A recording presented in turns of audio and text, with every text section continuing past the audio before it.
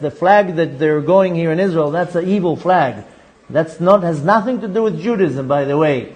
The white flag and the Magen David, it's not even the Magen David, it's actually the wrong term to say, the Star of David. It's not the Star of David, by the way. The flag that we have of Medinat Israel, that's an evil flag. It even has hypnotic powers in it, that if you notice that every time that a president, a prime minister, a general, they're all talking, there's always the Israeli flag in the back. Why? Because it has hypnotic powers, because they're using the triangles upside down. It's not the right way. This is not a holy symbol, by the way. And now they're telling everybody the Star of David, the Star of David. It's not true. That wasn't his star. Because there were great rabbis that were very against the Star of David. And one of them was the Lubavitcher Rebbe, by the way. He never agreed ever to have the Star of David anywhere that has to do with Chabad. And not all the Chabad people know that even. You know that there's a story that the Lubavitcher Rebbe himself came to one of the summer camps of the girls in the upstate New York. And there was a Star of David in the entrance of the camp, and he told his secretary, remove this before I'm coming in. Remove the star.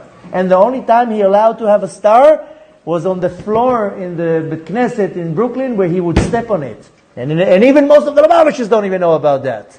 And you have it on all the synagogues, Star of David everywhere. And it's not only the Lubavitcher Rebbe, there are many other great rabbis that were very against it. We don't want the symbol here. Everybody has it, thinking that that's a holy symbol. It was a holy symbol. Zionism, which is 100% Amalek, by the way. Don't mix it. People will get very offended because they say, I'm Zionist. No, you're not. You love Israel. You are pro-Israel. You are a patriot. Don't call yourself a Zionist, because Zionism is saying and declaring, I'm against God. I'm going to uproot the Torah. That's the movement of Zionism. They took the holy word. No, Zion is one of the names of Yerushalayim. Yerushalayim has 7 names. One of them is called Zion. Uveshuvcha leZion berachamim. They took this holy word and they distorted it. The regime, the government, the Zionism, that's not what people think. I'm Zionist. No, you're not. You're patriot. You love Israel. Don't mix these two terms. And they did it in such a professional way that people think that Zionism is pro-Israel. Zionism is, in other words, erase the Torah. We do not want the Torah. You know what David Ben-Gurion says? You have to read all the memoirs of all these leaders, Ben-Gurion and Jabotinsky and Herzl. Everybody thinks they're so pro-Torah. They are against the Torah. Ben-Gurion said when he became prime minister, within a few years, Orthodox Jews are only going to be found in a museum. Bigwigs in Zionism lived from 1898 to 1973.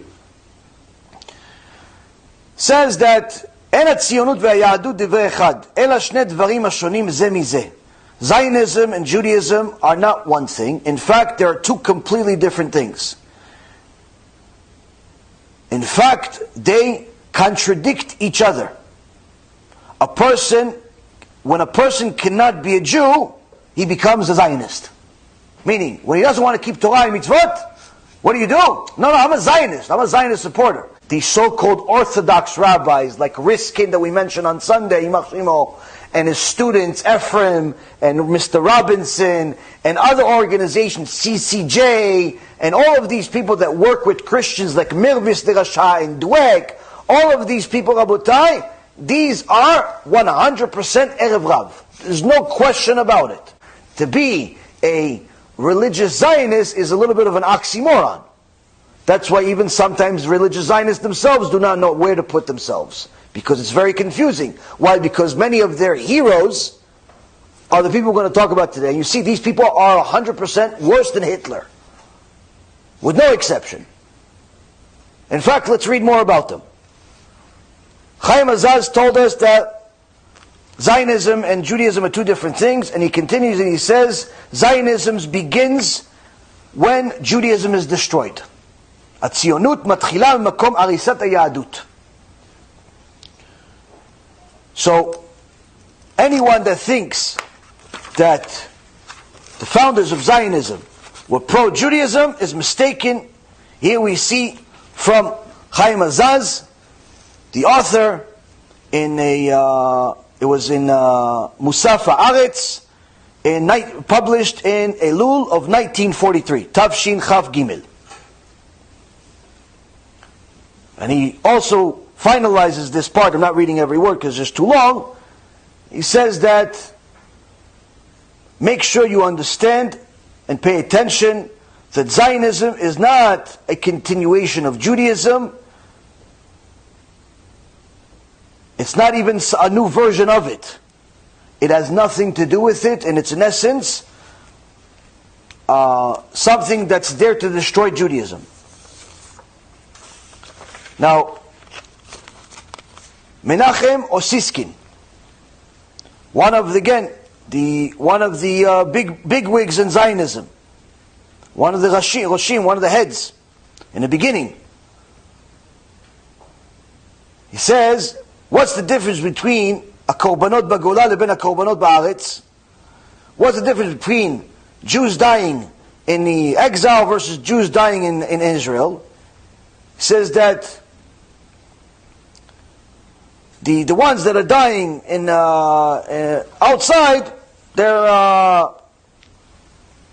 not really significant to us. They're not really important to us. If Jews die in Europe or they die in America or anywhere else, we don't really care so much about them. Because there was no significance to their life in the first place. There's no point to their life in the first place. But the ones that died in our country, in Eretz Yisrael, they're important to us. Meaning, if you didn't live in Eretz Yisrael, your life simply did not matter to one of the founders of Zionism. Written in a sefer called Shoah Mishamayim, Heavenly Holocaust. Another one, Yosef Chaim Berner, also in a sefer called Shoah Mishamayim. He was a author of Ish Ruach V'Yadit Tnuat. He was a Ish Ruach V'Yadit Tnuat Avodah. He was a inspiration and one of the friends of Zionism. Lived from 1881 to 1921. And this is his opinion about Jewish people. אופיינו הלאומי פסול מימות העולם. He says, so the Jews in essence are insignificant in comparison to the rest of the world. What do you want from the anti-Semites? He's asking, what do you want from the anti-Semites? Why do you have something against them? Why don't you understand what's clearly understandable? The reason why they hate Jews is because Jews are filth. Jews are waste of life. Jews are disgusting. They're not even people. They're like injured dogs. But the Europeans that are choking them without any mercy, they're destroying something that's disgusting anyway. They should be respected for doing such a thing. Because us Jews were not, he's a Jew, he's not a Nazi. He acts like a Nazi, but he's not a Nazi. He says, because Einenu b'nei Adam b'chlal. He goes, we are not even people. We're not even people.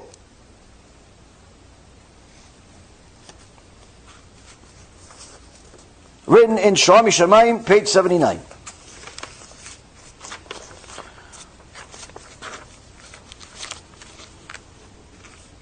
What is he like? What is this filth of a human being?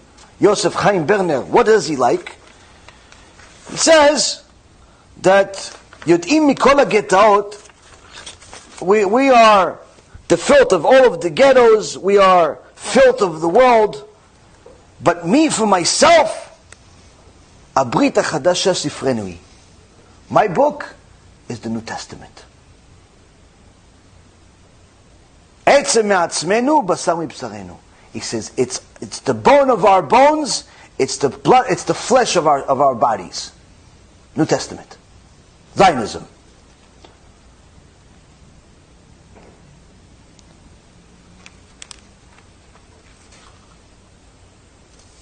Makes fun of the way Jewish people look with their beards and their payas. Says that they're second-rate citizens with no merits whatsoever and no rights. They shouldn't have any rights. We go to his buddy, Yitzhak Greenbaum. He was responsible for Ha'atzalah. And he was also the secretary in the government of Ben Gurion, when Ben Gurion was the prime minister. Lived from 1879 to 1970. And it says, in 1943, when the Jews were starving to death in the ghettos of Europe, and a couple of thousand of them were being sent to the gas chambers on a daily basis, Yitzhak Greenbaum, Yimach Shimo, says the following: ששאלו אותי, הלא תוכל לתת מכספי קרן היסוד להצלת יהודים בארצות הגולה? אמרתי לא, ואני אומר עוד פעם לא. צריך לעמוד בפני גל זה הדוחה את הפעולות הציונות לשורה השנייה. He says, when they asked me if I can use the money for our organization, Keren HaYesod, to save Jewish people from being killed, because you could have bought Jews, because the Nazis needed money, so they were willing to sell Jews. So can we use some money to save some Jews from being sent to the gas chambers? There was a specific deals that were discussed. In one case there was a deal with, I believe it was 2,600 or 2,900 Jews that were offered to them. Can we use it to save 2,600 Jews? He says no. And I say again no. We have to be strong that everything that we're doing is just for the sake of Zionism. That's going to bring our salvation, not these filthy animals like his buddy called them.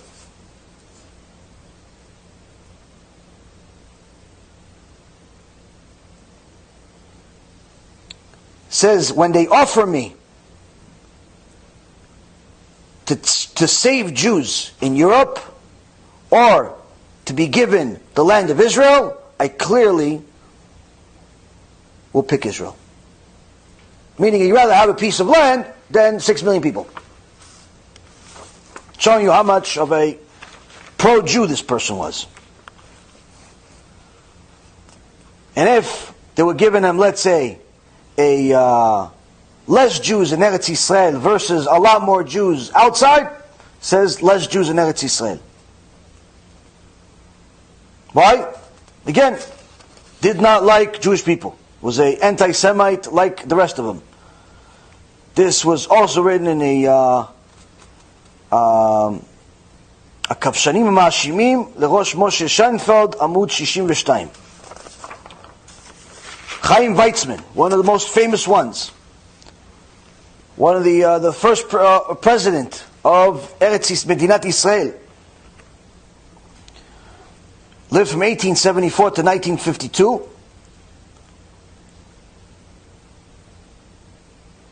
When they told him that the war is broken out with Germany, he says this: תקוותם של 6 מיליון יהודים מרוכזת עליה. He says that the hope of 6 million Jews is going to be, the future of 6 million Jews that are based in Europe is going to be tragic. I prefer to save 2 million young ones and let the old ones just die and just wait for their end. They're avak adam, they're dust of man anyway. They're filthy. They have no worth in the world to begin with. I'd rather just save the young ones. The old ones just need to stand there and come to terms with the fact that they're not needed anymore. Said this in front of hundreds of Zionist leaders in the Zionist Congress of Tafresh Tzadik Zayin. And this is also written in a sefer called Ot Kin in page 105.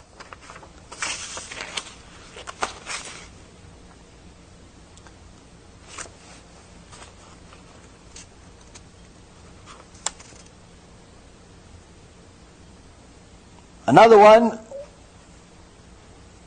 that recorded him in another situation when it was actually another event during the war on the 22nd of June, 1941. Told him that the radio just said that there is the war. The Germans just broke the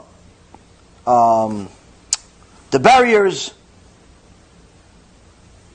He says, far people, millions of them are going to simply have a tragic end, but in the end of it, we have to make sure that the future of the war will bring a lot of blessing to England. Millions of Jews are going to die. Yeah, it's not a big deal. But England hopefully has good respect from this one, though. England. Ben Gurion, perhaps one of the most, if not the most famous Zionist. He was the Prime Minister, Sarah Bitachon also, lived from 1886 to 1973.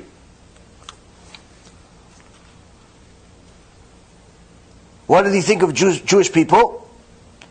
The Jews in the exile, they're not, they're part of a people. They're just dust of men, filth, no right to speak, no education, no roots whatsoever. This dust of men with lack of manners, it's to destroy it is not an easy job. It's not an easy job. This he wrote in his own book, David Ben Gurion, יימח שמו, in a book called Yechud V'Yehud.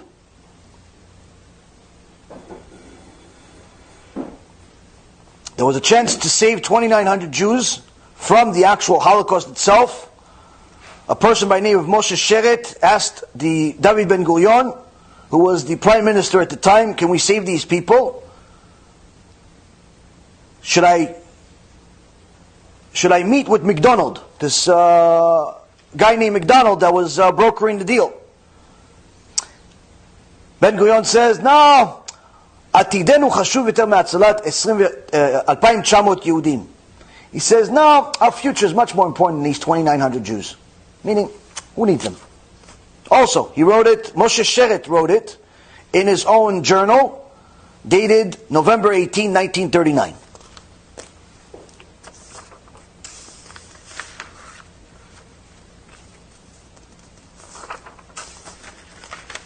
His son of Herzl, יימח שמו, Hans,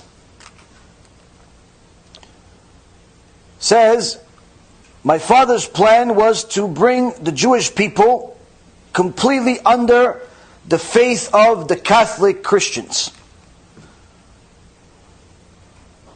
I want to tell you that the people knew, and that my father did not give me a Brit Milah, the Brit of Avraham. But you all knew about this. Like, he publicized this. He killed himself in the end, and but he publicized it. He goes, it's not like the people didn't know, like he was practicing Christian in hiding. He says that Avi Tziva, he commended our educators to teach us how to pray Christian prayers every morning and every night. This he wrote in a sefer called Neguot Mina Aval, in page 69.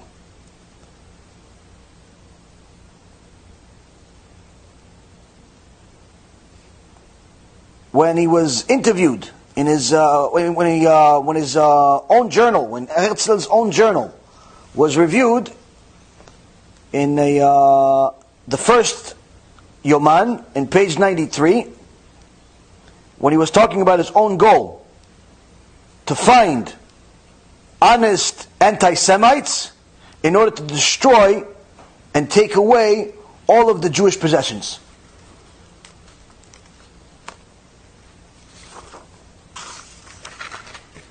That's why people, when they find out that George Soros is one of the worst people on planet Earth. He's a Jew, and people are, well, I don't understand, how come there's Jews like this? No, there's been many of Jews like this that have existed, that are part of the Zionist movement, or part of the Enlightenment movement, or part of both. When you do not have Torah, you are worse than an animal, a vicious animal. That's just a reality. And that's also what George Soros himself did.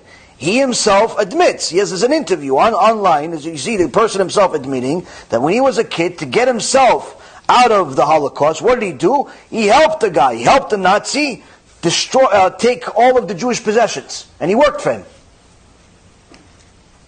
All of the wealthy Jews, little George, Yimach Shemo v'Zichro, knew where they were, and he ratted, oh, this guy's rich. Okay, let's take his money. This guy also has the money. He's hiding it over here. Take his money, take his money.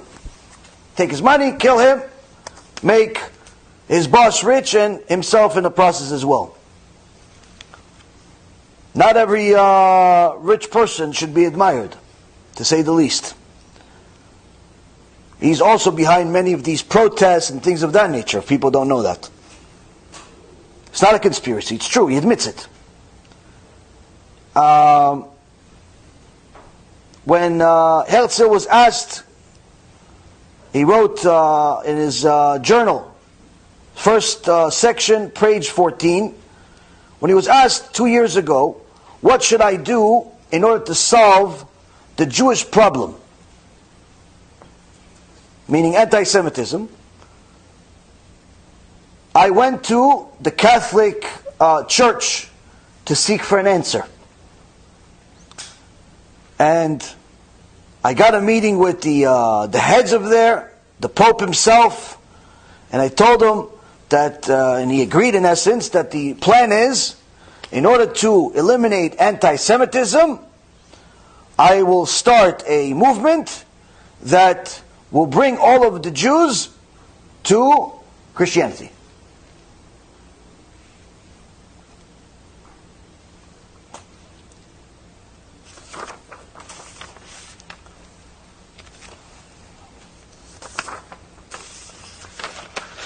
Benjamin Zev Todo. Oh no, this is a Sefer, sorry. Herzl describes himself as a modern Jew with a attraction to Christianity. And I bless every Jew that has kids to convert their kids to Christianity. And he says, I have a son, and I would prefer that he converted to Christianity, but I would prefer to convert myself today to Christianity, and not tomorrow. But because of all of the political issues, I got to delay it a little bit. This is in a book called Herzl that was written by Amos Elon.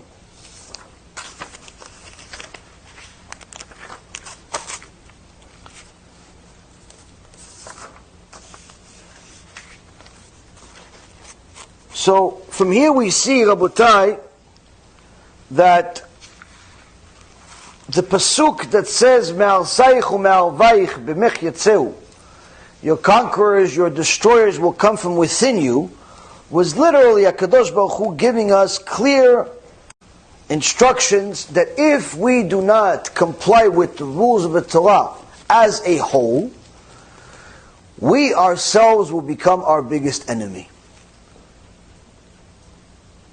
We always like to blame other people for anti-Semitism, other people for Jewish problems, but in reality, that's a misunderstanding of what anti-Semitism is. Yes, anti-Semitism is wrong, but you have to also understand who is causing the anti-Semitism. What the cause of anti-Semitism is our actions. When we go against Hashem, Hashem uses anti-Semitism as the stick in order to bring back his sheep home. Initially it's the staff. When the staff doesn't work, the stick follows.